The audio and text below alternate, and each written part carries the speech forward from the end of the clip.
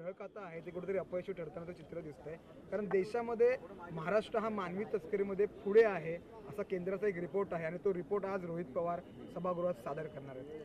नाही, आज विविध अनुषंगाने आपण बघतोय की केंद्र सरकारचा गृह विभाग असो किंवा राज्य सरकारचा गृह विभाग असो, ज्या ज्या ठिकाणी या पद्धतीचं अवैध ड्रग असो किंवा मानवी शरीर तस्करी असो, याबद्दल मोठ्या प्रमाणात कार्यवाह्या सुरू आहे. या संदर्भातली माहिती जे संपूर्ण देशभरात मोठं रॅकेट ड्रग्सच्या संदर्भात चालतं, त्या अनुषंगानं केंद्रीय गुप्तचर महसूल संचालनालय हे देखील सक्रिय होतं.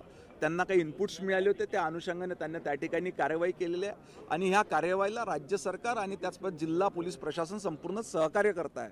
ह्या संदर्भातली अधिक माहिती घेण्याकरता आम्ही स्वतः आता दुपारनंतर वर्धाला त्या ठिकाणी जातो आहे आणि पूर्ण माहिती प्रकरणाची घेतोय. महाराष्ट्र नंबर 1 वर ते येतोय क्राईममध्ये, अपयश नाही वाटत? नाही, महाराष्ट्र नंबर 1 वर क्राईममध्ये नाही आहे. मला असं वाटते आता लोकांमध्ये जागृती निर्माण झाली आहे आणि कुठेतरी पोलीस प्रशासनावर, सरकारवर विश्वास निर्माण झाला आहे की होणारे गुन्हे आपण जर का प्रशासनाकडे, सरकारकडे सांगितले तर त्याच्यामध्ये आपल्याला न्याय मिळेल आणि प्रकरण उघडकीस येऊन त्या ठिकाणी दोषींवर कारवाई होईल.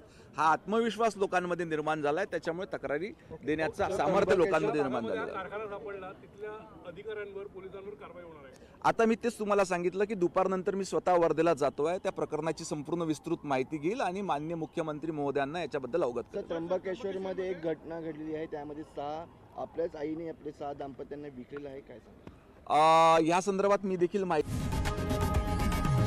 लोकशाही मराठी ऐका, पहा, जागरूक रहा.